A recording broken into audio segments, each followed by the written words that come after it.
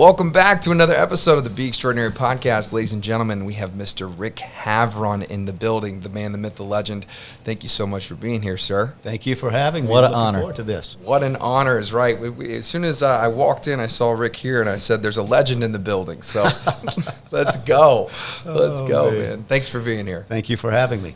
So fun, so fun. Man, so I think the last time we were together, before we turned the mic on, I think I said I needed a rematch at Interlochen because I think I put 12 in the woods high to the right. I've been working on my inside out, so I promise I'm going to be a better golfer next time we go out there. We will make that happen for sure.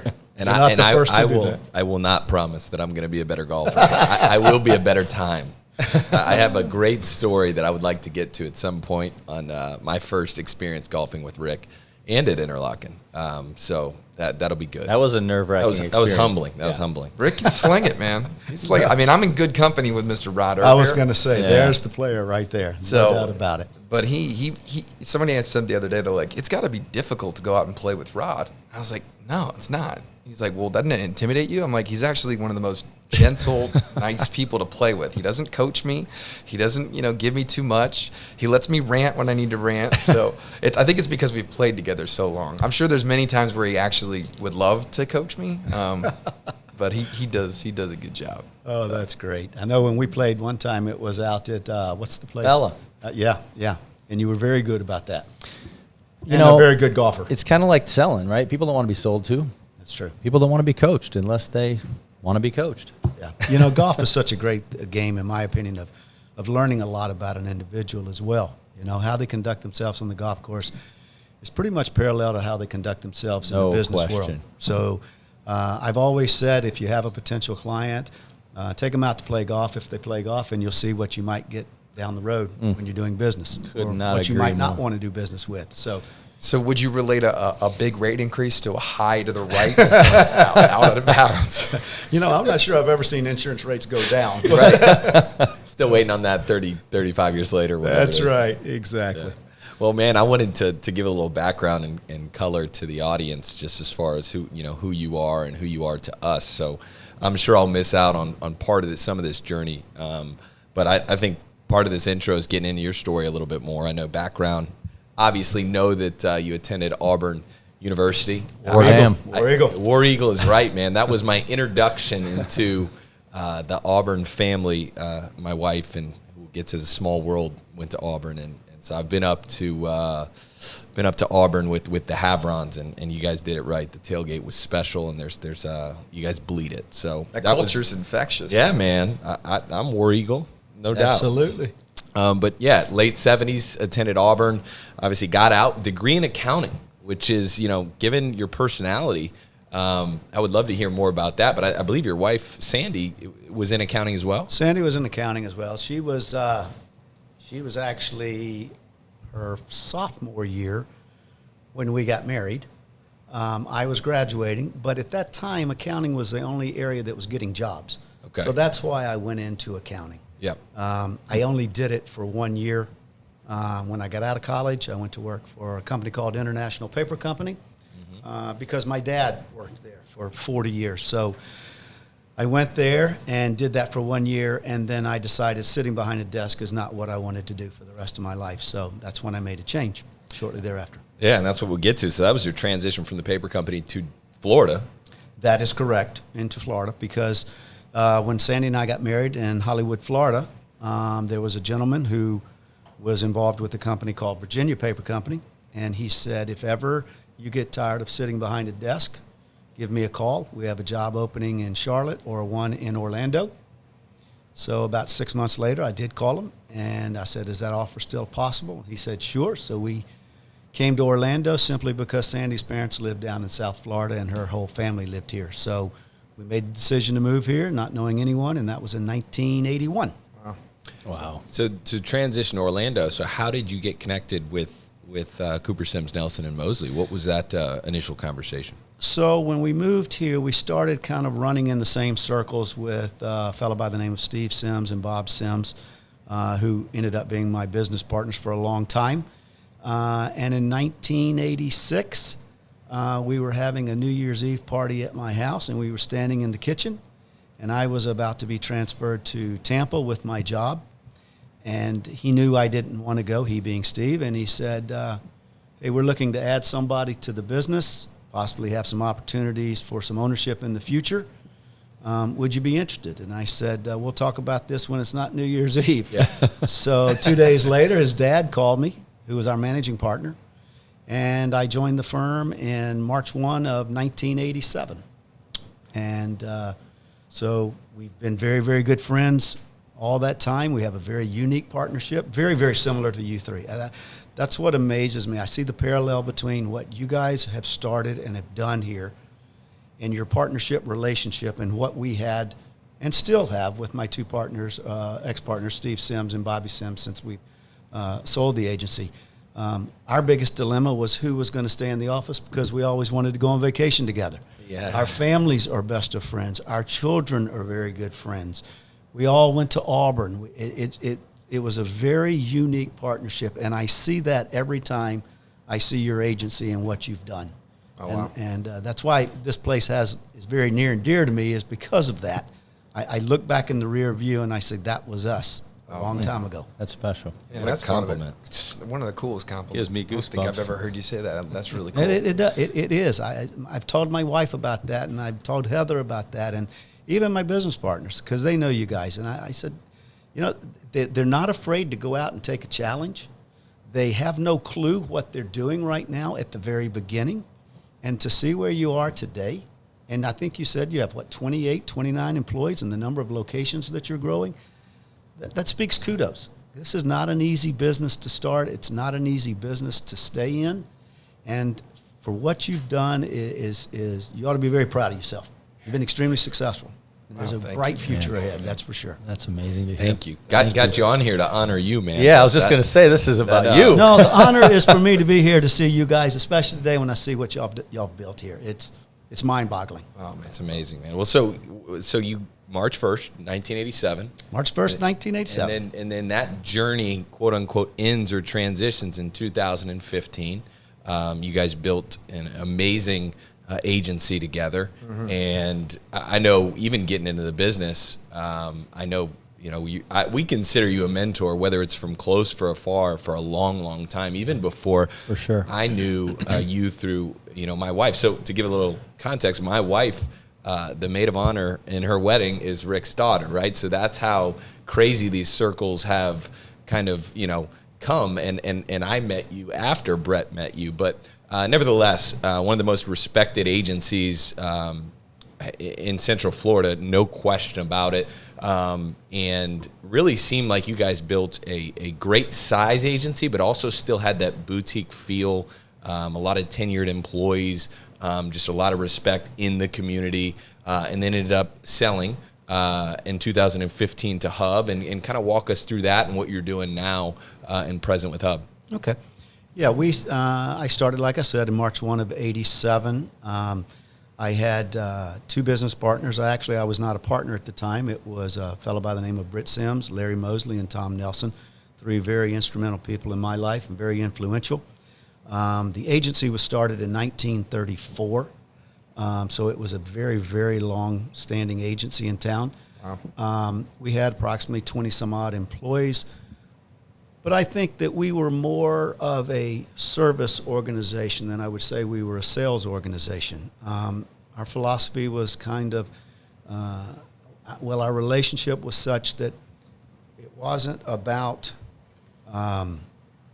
so much the money aspect of it as much as it was the service. We felt like if we serviced the accounts because we are selling an intangible product, that what we are selling is service. Because when you need us, it's when you have a claim and you want us to be able to service that properly. So we had a very successful agency because of our previous founders. They set the groundwork for us. Steve and Bobby and I got along very well. No one was greedy. Everyone was very appreciative and trusting of the other. We never questioned if someone was out of town, why, or were they goofing off, because we knew at the end of the day we had the faith in each other. We knew when it came time to handling the finances, we were all equal. guys, there are going to be good years, there's going to be bad years between you on your book of business. It's going to go up, it's going to go down. At the end of the day, let's make this thing work, and let's work as a team. And we did, and it was very successful. We were extremely fortunate in 2015 that a company came along, a larger broker firm came along and purchased us. Mergers and acquisitions are big in our business, and that's how they grow. It gave us the ability to expand the services that we offer to our clients, some backroom support, growth into some other areas of insurance that we didn't have the capability of doing when we were small. And so it was a great deal and a great fit for us in our particular situation. We were very fortunate to have employees with Cooper, Sims, Nelson, and Mosley. I think our average tenure was about 17 years. Wow, are you kidding? We had some that had been there 35 years. Wow. So it was a family organization, I would say. And again, another parallel to what you all have here is we have two brothers and Rod, and I had two brothers as partners and myself. Oh, wow, I didn't think about that. I did on my way out here, and I thought, people would say, Rick, that's a family agency. No, it wasn't. They made me feel as if though I was a member of the family, and it was just a great experience, and I was very, very fortunate. Man, that's all right. So I know you just wrote down a bunch of stuff. I just wrote down a bunch of stuff. I got so much stuff to unpack right there. I want to just hit this right out because somebody asked me the other day. They were asking me about partnership, and they had an opportunity to do a partnership, and so I thought that was super cool of a compliment for you to call me because of our partnerships. I consider these guys just one of the shining objects in my life. But they asked about compensation. And I said, how does you guys work it? How do you split it up? How do you do this? How do you do that? And I think that's really cool that you share that because that's exactly how we are. Everything is equal. And it wasn't always like that in a sense of we always toggled back and forth of how we wanted this to go. And when you're starting something, you don't know anything. So you're just working your way through stuff and, failing forward and figuring it out. But, after the dust always would clear, we always would just say, hey, look, our positions are changing every 2 years. One person's doing one thing and then we pivot and do something else. It's like, this just makes sense for us to be all in the same game. Yes. And it has been so fruitful. And I think a lot of that had to do with Rod's experience, just from his experience with partnerships. He was always a big advocate for doing it that way. And I'm very grateful that we went that route because it has given us such autonomy, relief, the right incentives, but it takes a lot of trust. It takes a lot of trust to know that that person cares just as much as you do, if not more. That is true. And you want to be better tomorrow because your partners are being better tomorrow. So I've never heard you say that, but I think that's really cool because I think a lot of people are asking themselves, this would be a good partnership, but what if I'm giving up too much? Or, what if I'm not getting enough? And what if they don't pull their weight? And so if you had somebody that was listening to this and they're thinking about partnership, what would be kind of your advice to them? Well, I think you have to have faith and trust in your partnership, but you'll know pretty quickly if someone is taking advantage of the situation or not pulling their weight. We never wanted, at the end of the year when you settle up, we never wanted that to create any type of animosity between someone else, because in this business, you get paid a commission and it's based off your book of business. And there are times when you may have an account that you no longer have at the end of the year. Nothing due to what you did. They may have been acquired by another entity. Yep. So you're going to have ups and downs. And so we just said, guys, we're just going to lay everything equal. You're going to get paid, accordingly to what you produce. But then if there's anything left, we're just going to divide it, and that's how we're going to do it. And if we see somebody take advantage, then we'll address that. But I will tell you, we never did. And all the times that I may be out of town or my partners were out of town, we knew that the other would cover if something happened with one of our accounts. Sure. They actually knew our accounts. Right. We knew each other's accounts. Right. Yep.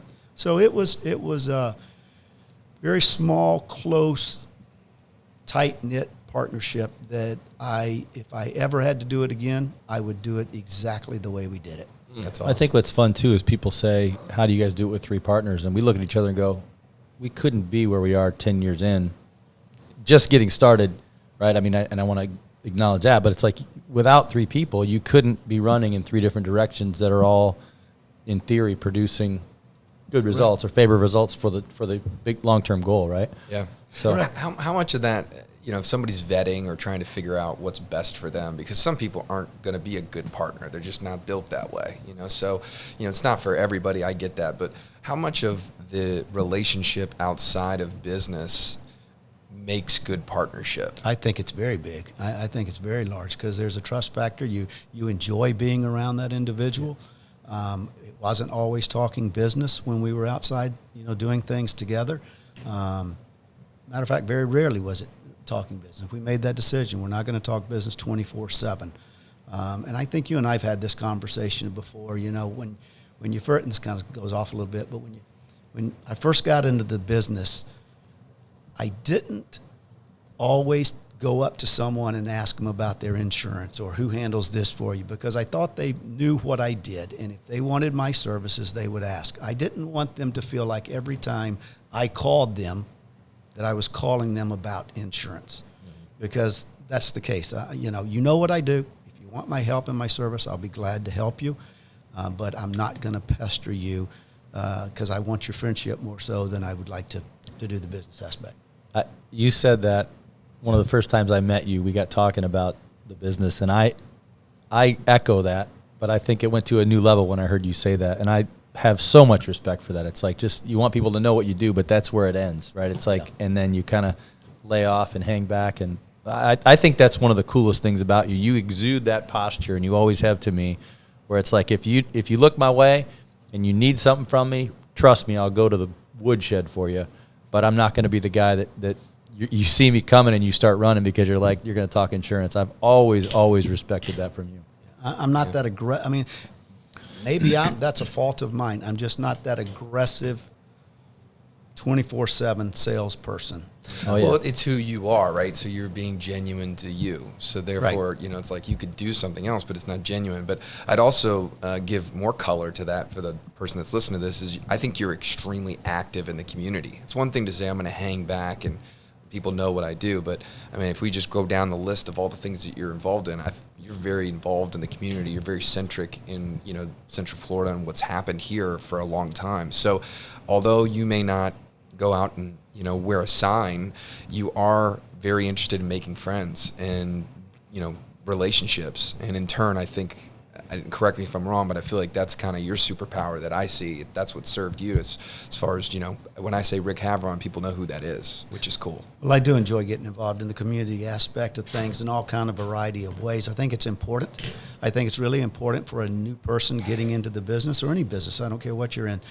You need to get involved in the community. You need to try to give back that which you can, and you'll get a lot back in return for it. I think that's how you grow your business. In any type of sales operation or whatever you may do. It's important to get involved and make the connections, because at the end of the day, sales is still it's a connection with that individual that you're buying the product from. That's right. They want to have trust in that person. They want to know who you are, and they want to know who you are outside of the work environment. Right. So Yeah. I think that's important. It's funny too. Like now, people talk about a lot personal brand, and you'll see it on social media and stuff like that. But I've always just translated personal brand is reputation, right? Like, so Rick Havron's personal brand is his reputation in the community. Is this guy a good guy? Can I trust him? What's his family? Like that stuff is just so still common sense as far as that counsel. I also wanted to bring, this is a comment actually from my wedding that you don't even know about, but what a great time that night was. But no, my dad, I think he shared with me this weeks after my wedding, and he said, I had the greatest conversation with Rick Havron, and I was just Rick's like, hey, recollect. It was maybe a brief conversation, but he said, I just want to give you a compliment. I think you said my sons and Rod, and you've been a mentor and modeling, and congratulations on all the success you've had in the insurance business, or something of that nature. And your comment back was exuded a lot of humility, which I'll follow up with a question on. But you basically said, you know what, we're in a great position, and we grew a lot with the city of Winter Park and the city of Orlando. And it reminds me of the playing in traffic, being involved, and then in a position where you have a community that's growing, and you're now become the agency in that area. But I would also like to say, humility aside, as I always thought that was a cool comment, what do you think that, if you look back from 1987 on over those decades, if there's one or two things that you pull from other than the partnership, which seems like it was a huge focus, what were some focuses that you feel back? I think we did this really well. This was always something we were intentional about, and I think it paid dividends. I think staying in communication with your clients, not only at the time of the renewal of the insurance policy, but during the course of the year, and to call them for no other reason, just to say hello. How you doing? How's your family? I think that's important. It shows that you care, but you truly do care about your clients. I think we need to continue to communicate. The one thing that amazes me right now is all the technology and the way people are communicating. I think this is the old school me. My kids will tell you, Dad, come on, grow up. But I think when you're texting and you're emailing all the time as a communication, it can be taken in the wrong way. The tone of the email or the tone of the text.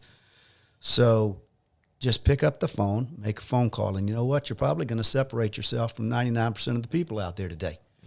I love that. And I think that's important. Someone told me the other day, and I thought, this makes a lot of sense. If after 2 emails there still seems to be some communication problems, pick up the phone rather than keep going back with the email train. So, I think the big thing is just stay in touch with your clients, treat them as your friends, as they are, and do the right thing for them at all times. It's not always easy to deliver bad news, but the way you deliver it can have a huge effect. And I always like to say, it's not the news you're going to want to hear, but it's the news that I have to deliver. And that's especially true with rate increases that we're experiencing. It seems like that's our only phone call we always make. But it's just the way you deliver the news and treat them and understand, be compassionate and understanding when they get upset. Right. And also, we tried to tell the employees, so many times when you're in a business and you have a rate increase of 5% or 10%, at renewals we always come back and say, well, it's only 5% or only 10%. Well, if it's your money and you got that call, I'm not so sure you take it the same way. You know what I'm saying? So, and then, okay, it's 5 or 10% on top of last year's 5 or 10%. So it keeps growing. So I think you just need to be understanding of what the news is you're delivering and be compassionate. And again, it's all in the delivery of the news. Yeah, that's a subtlety, right? That could come off as flippant, right? It's only 5%. It's like, well, no, hold on a second. That's if we translating that into real money. Like, that's a lot. Didn't you give me the 5%? That's right. It's like exactly that person that says, is $500 a lot of money? And you say, not really. And say, well, give me $500. That's right. That's exactly right. Yeah, that's true. I want to back up for just 1 second and just kind of set the record. When you mentioned when you were purchased in 2015, it afforded you the ability to do some things that you weren't able to do when you were small. You guys were anything but small when you were purchased. You were a really, really seasoned, long. I mean, how many years old at 2015? I mean, you guys were a really big agency. Yeah, what I meant by that is we were an agency that I would say our book of business was small to medium size accounts.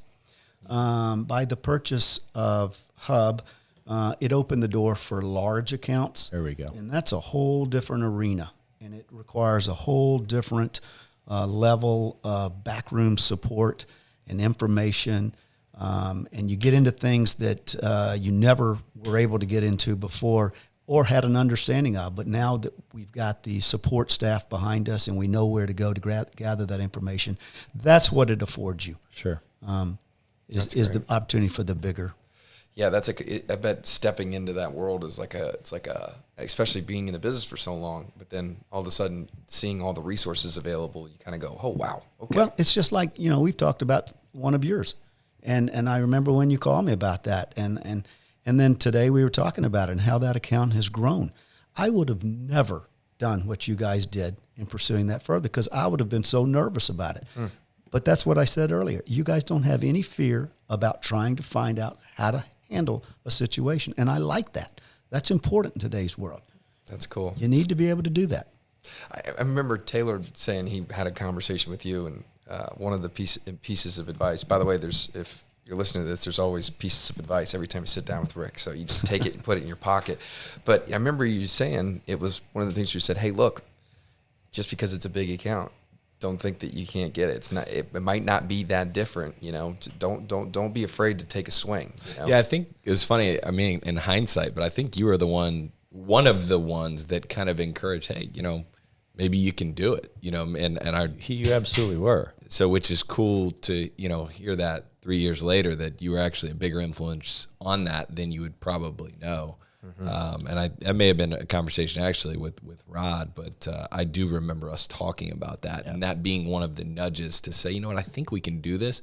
But that was the nudge of like, let's just go do this and see what happens. So. Well, your shirts be extraordinary.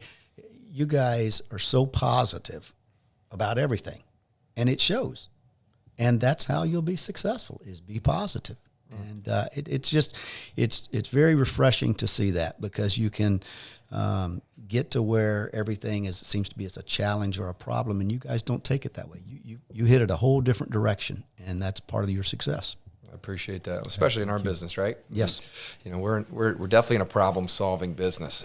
Every day is you're delivering maybe not the best news. So, or you're helping somebody when in not a good situation, right? Right. They're not usually calling you because something's fine. They're not usually calling you because they're happy. They're usually calling you because they've got a claim. It's a disaster. It's a terrible situation. You're the third, fourth call that they've gotten, or they've got some information that might not have been ideal for a rate increase. So, yeah, outlook is especially important. I think that's one of the things too that I appreciate about these guys and this team is, I think in our industry we're a little jaded too. I think there's a negative tone to an office environment because we get beat up so much. Our staff gets beat up. They 4 or 5, 6 calls in a row. Someone maybe not be as polite as they could be, and you kind of develop this thick skin a little bit to where I don't know about you guys, but I've been in a room with all insurance agents, and sometimes it can get kind of wicked, man.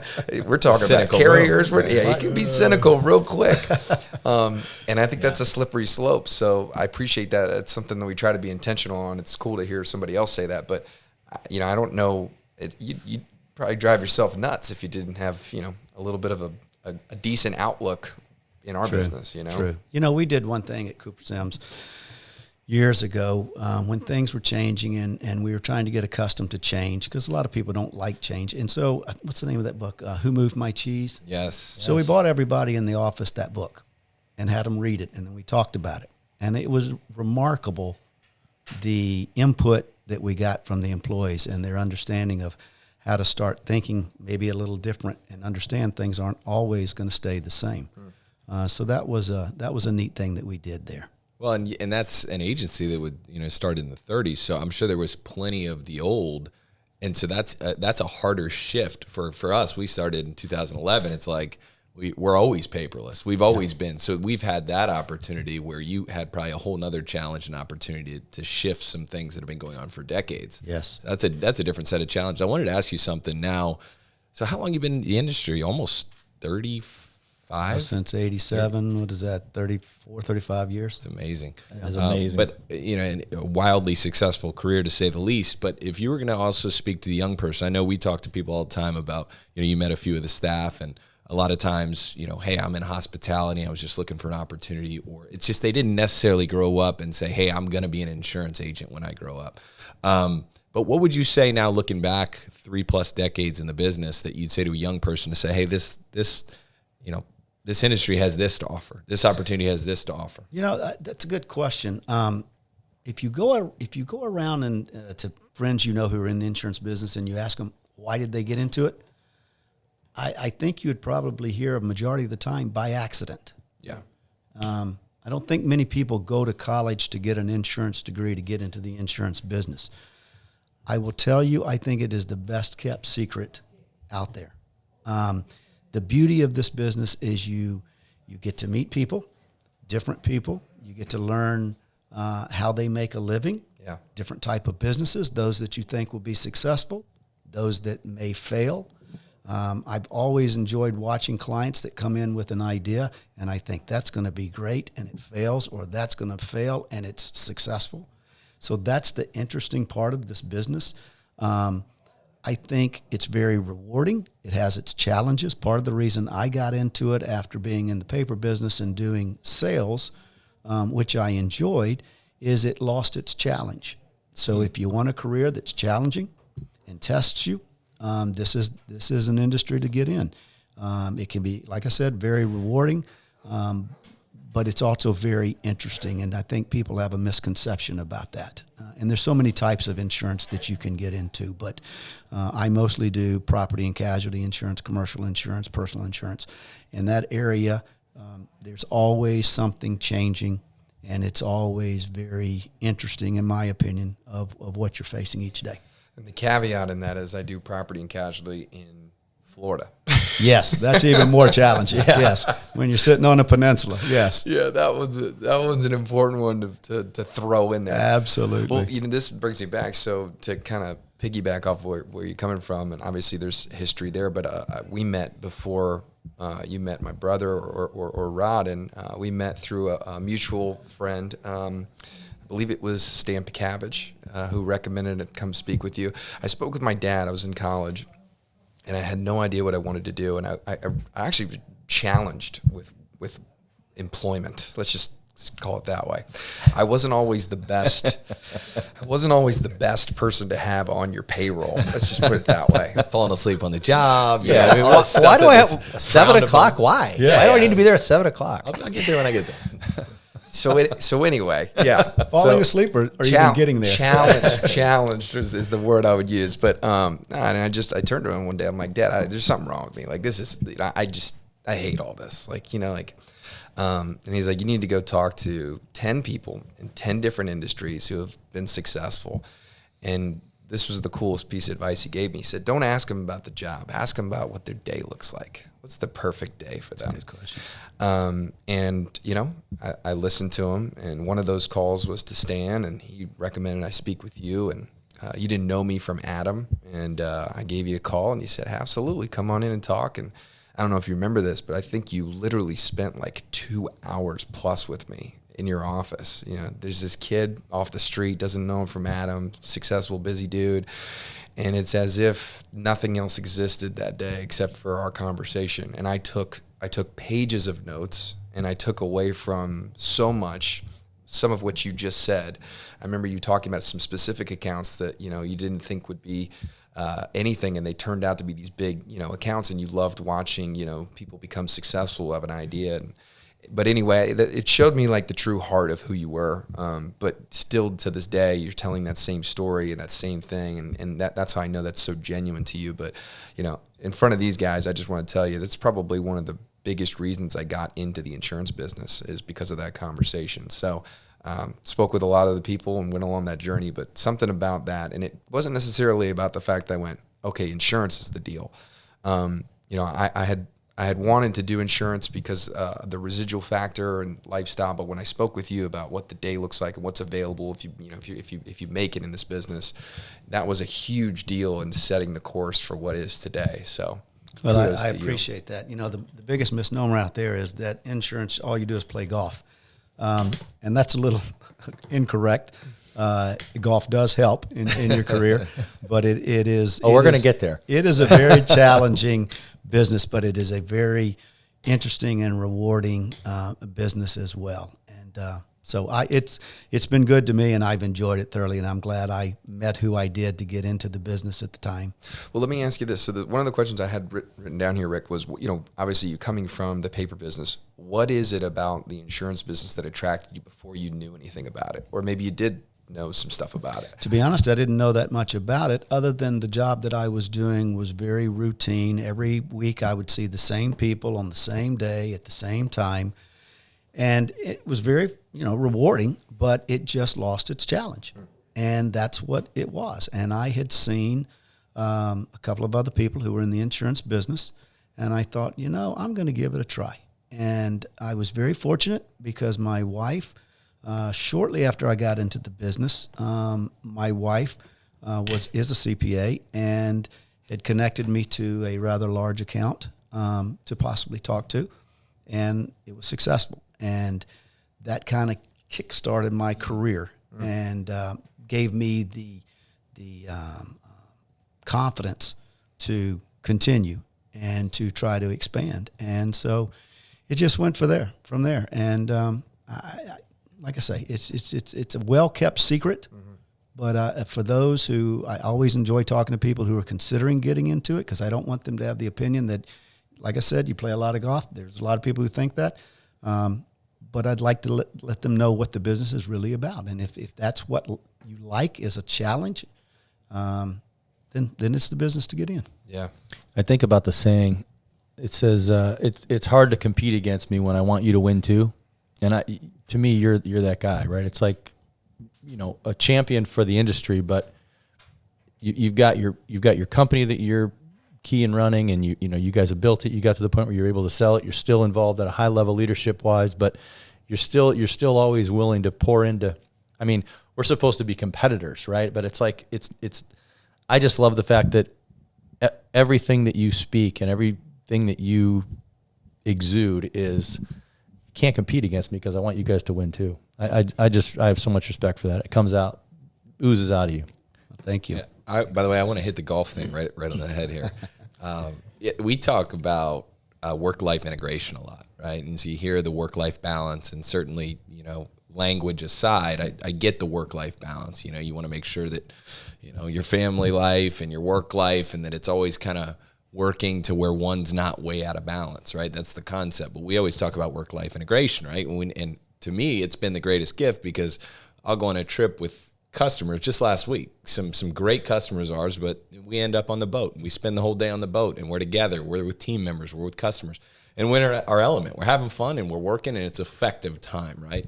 And you could argue that for us, there's probably no more effective time than doing that. And so I think about that with golf, right? Where the work-life integration, where you kind of like your hobbies meet your work, and it's effective for you to be on the golf course. And I'm sure that's been a gift. And I'm sure there's been more parts of your career that you played more golf than others.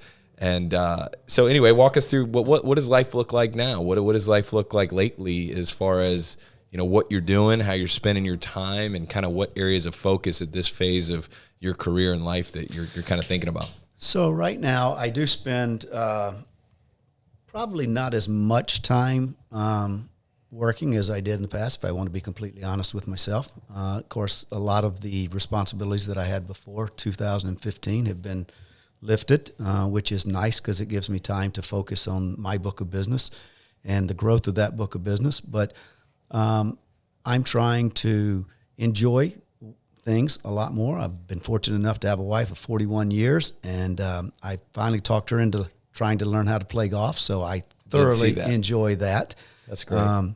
And so she and I have been doing that, and then I've got 3 great children who have been very successful, and I have our first grandson on the way, which I'm extremely excited about. Congratulations. And so we've been able to enjoy some things and sit back, and I'm getting to that age where a lot of my friends are, that we're just starting to kind of still work and put in the hours in that respect, but I really enjoy having the flexibility and the time to get out. I probably play a little bit more golf than I used to play, but a lot of it is with clients or friends, and that's what I enjoy doing now. So I will tell, it's amazing. You deserve it. And I will say that the quick story about the worst round of golf of my life was so I'm dating this new girl who I'm now married to. We have 2 kids together, of course, and her name's Pinky, and grew up best friends with Heather, Rick's daughter. And so I'm kind of getting acclimated to the group, right? I'm the new guy, and I'm sure it was like at Cosina one night. We're out having drinks and said, "Hey, we got to get Taylor out to Interlochen. We got to get him on the golf course." And I'm sure Pinky was like, "Yeah, Taylor plays golf." And so somehow it got scheduled, and I didn't play golf. I got like new clubs for Christmas, like when I was 28 years old. And anyway, I'm just like dreading this because I'm like, I hear these guys are actually pretty good golfers. This is a really nice club in Interlaken, and I hear it's a hard course. And so I remember getting out there, and of course, you guys couldn't be more welcome. We were playing with you, your son Drew, and Clint McDaniels, and all good golfers, right? And I remember, I don't know if it was you or Drew, but this is the kind of day it was for me. I showed up to the putting green. I blew up my putter, and Drew's like, hey, man, you still got the plastic on your putter. and I'm like, I'm so embarrassed. I'm like, I'm already uncomfortable. This is my first time here. Thank God I tucked my shirt in. But anyway, we got on hole. I think I wasn't until hole 17 then you gave me a little tip. But it was just one of those days where you couldn't hit the ball, right? And I just remember that. But you guys are so gracious. But God bless your soul. At like hole 17, you're like, hey man, maybe you try something new with your grip because. Have you ever shot a basketball? Right. And I remember getting in the car and I called Pinky and I'm like, unbelievable that you would do that to me. What great guys. But anyway, we've come a long way since that was probably like 2014 or 15. But yeah, you're a stick now. No, I'm not, but I can enjoy it quite a bit more. So, and that's what part of the funny conversation. Drew and I were texting back and forth, and I found out I'm having a son, and he's born, and Drew texted me, and I said, I'm gonna need you to give him golf lessons because clearly I'm not. And he said I couldn't agree with you more, buddy. So it's very clear. Amazing. To Interlaken, so incoming club president. That will be coming up next year. How about that? Yeah, we'll see. I'll let you know how that goes. Speaking of taking more time for myself, you're going to jump right into the fire there. Yeah, we're excited. I really enjoy that. That's right up my hobby right there. Heck and I enjoy being out there. It's a great club, great membership. So we're excited about that. It's a big deal. It takes some time, but it's enjoyable. It's extremely enjoyable. That's great. Yeah. So we're very fortunate. You know, when the day comes that you ever retire, they're going to have a hard time getting you to stop playing in traffic. You know what I mean? You are the king of playing in traffic, man, and you just love it, which is super fun. Well, man, thank you for being here. Guys, thank you so much. This is really neat. I've never done this. It's kind of fun. I love the concept of what you guys are doing, and I think it's terrific. It's a true honor to have you here, man. I know you've heard some stories about ways you've impacted us and mentored us, whether you know it or not, and I know that I won't speak for the three of us, but I'll tell you it's meant a ton to me. So yeah, having you here is amazing. That's very nice of you guys. Thank you so much, and I wish you all the best of success because you're going to have it. Oh, yeah. Thanks so much. Gracious as it gets, man. Well, if you guys enjoyed the podcast, please share it today. Tell you what, anybody who needs a burst of inspiration, just listen to 5 minutes of this one. Mr. Rick Havron, thank you for being on the show, my man. I appreciate it. Thank you. Have a great day. All right. Remember, guys, be extraordinary.